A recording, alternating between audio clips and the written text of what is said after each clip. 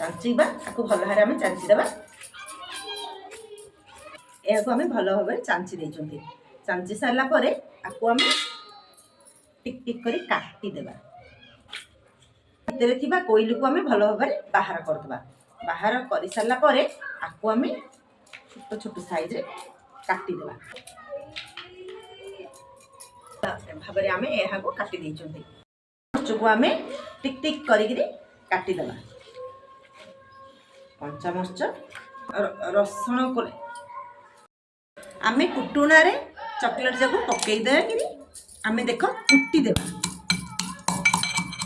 कुटुना रे चॉकलेट कुटी चॉकलेट को आम जार रे ग्राइंडर जार रे पकईदेवा देखंतु पुदीना पत्र को मध्य आइरे ग्राइंडर जार रे पकई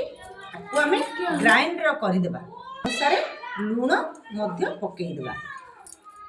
देखंतु चाट मसला मध्य पकईदेवा करी आम गोटे पात्र को बाहर कर दीजिए देखो केते सुंदर आम ग्राइंडर हो जाए आ देहरे मु आग चेनी पकेबा कथा हेले मु पछे पकई दूची चेनी कहीं मोर मन ना